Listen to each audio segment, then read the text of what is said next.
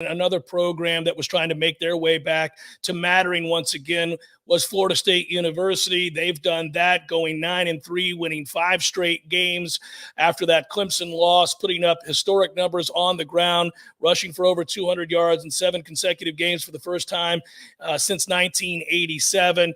They've got themselves potentially a Heisman candidate going into next season if, in fact, they already get their quarterback, Jordan Travis, back. Joining me to talk about big picture and the win over the weekend against Florida is Ira Schoffel, warchant.com, of course, the website. Go check out the best in Florida State athletics at warchant.com. Hello, Ira. How are you, good sir?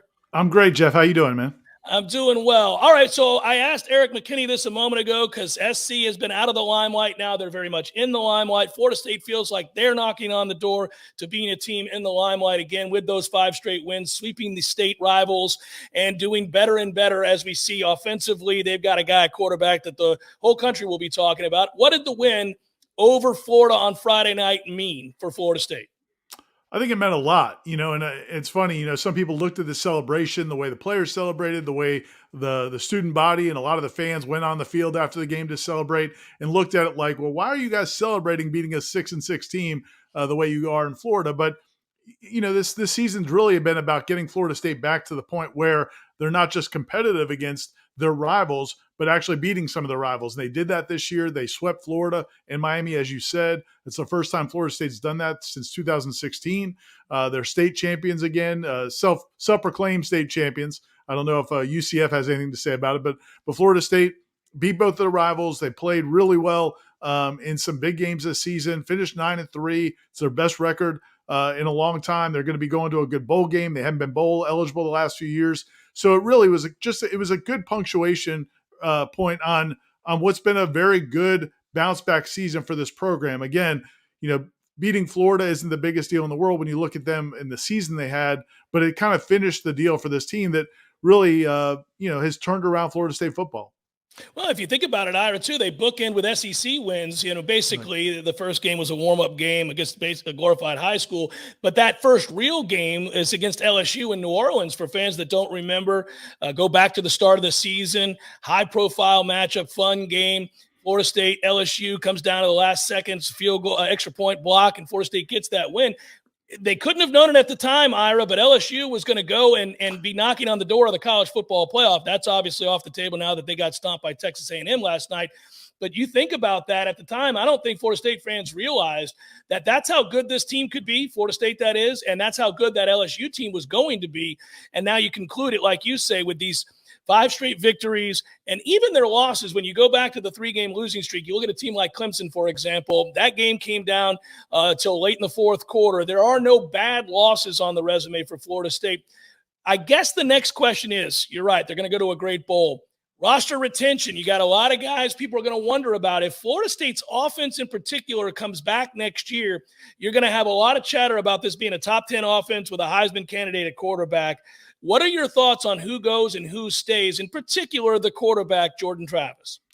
Yeah, that's the million-dollar question. It really changes everything about their prospects for next season. If Jordan Travis does leave, and to test his, standing in the NFL, they're going to have to really go out. They're probably going to have to go out and get a high-profile transfer portal quarterback. Tate Rodemaker played well in relief this year. I don't know that they could go into the offseason as saying, okay, Tate, you're definitely our number 1 quarterback. They signed a highly touted freshman quarterback last year, A.J. Duffy.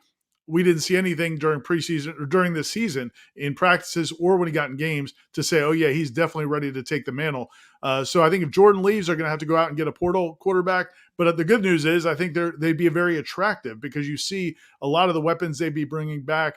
We fully expect Johnny Wilson to be back at wide receiver. You'd like to think Trey Benson at running back is going to be coming back. He had a nice year, but he hasn't played a ton of college football. He even said in the post-game press conference, I'm still young, and he is a young player. So they've got a lot of weapons coming back on the offense.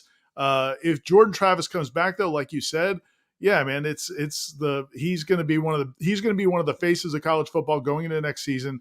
And I think there's a good chance he comes back. I mean, he's not a guy, he knows this. He's not a guy that's going to go to the NFL Combine or any of those, meat market kind of things, pro day, and just blow NFL scouts away. He just doesn't have a huge arm. He doesn't have great measurables other than speed.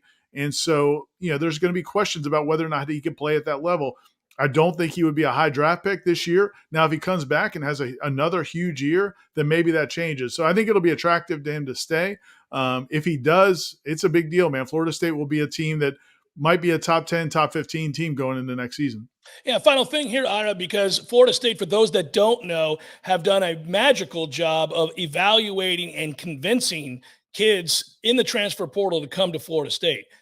For those that don't remember, again, Jermaine Johnson came from Georgia a year ago, and all he did was become all ACC and a first-round draft pick, was really one of the most dominant players in the league and one of the best defensive ends in the country. They had it at other positions too. Keir Thomas did that. We saw it on Friday night, by the way. All of the positions that had a big impact, a lot of them were transfer players, including to some extent Jordan Travis is a transfer player from Louisville. So they've really been able to tap into that market. It's a way programs can dig their way out of hell. You saw it at Southern Cal, obviously. We just had Eric McKinney on. Those players, most of those players, including the best player maybe in college football, all transfer portal guys. How much do you expect to see Florida State now hit the portal yet again for key positions, whether that be on the defensive line or linebacker, maybe even corner? They've got positions of need on that side of the ball especially. What do you expect to see in the coming days as we inch closer to signing day? Yeah, Florida State's definitely been one of the big players in the transfer market, both of the last two seasons. The guys you mentioned, along with Jamie Robinson at safety, who's a first-team All-ACC guy, started his career at South Carolina. Fabian Lovett, their best defensive lineman, started his career at Mississippi State. So, yeah, this team has been built by transfers, and I think that's going to continue.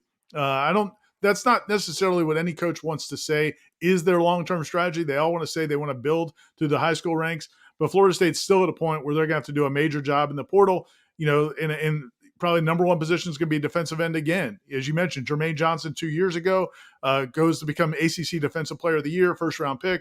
This year, they got Jared Verse out of Albany, an FCS school, but everybody in the country wanted him. Florida State got him largely because of what they had done with Jermaine Johnson and Keir Thomas.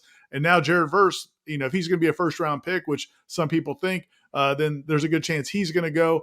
Now you're looking for another elite pass rusher. They've got some nice young talent on the defensive line, but they probably have to go in the portal one more year at that position.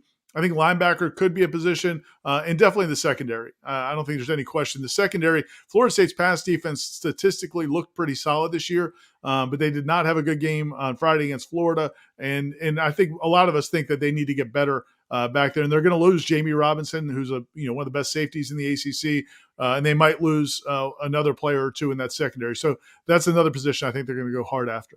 Yeah, to your point, Ira, whenever Florida State's defense did face a plus offense, Clemson's offense, for example, or Wake Forest offense, obviously, and now Florida's offense, those might not be great teams, but they had pretty good offenses, especially on the days in which their quarterbacks played well. Florida State's defense didn't get stops the way you'd like to see. So it'll be interesting to see if they do tap into that transfer portal. Final thing, I lied. I had one more. Projected bowl, what are you hearing? Anything for Florida State fans out there watching this?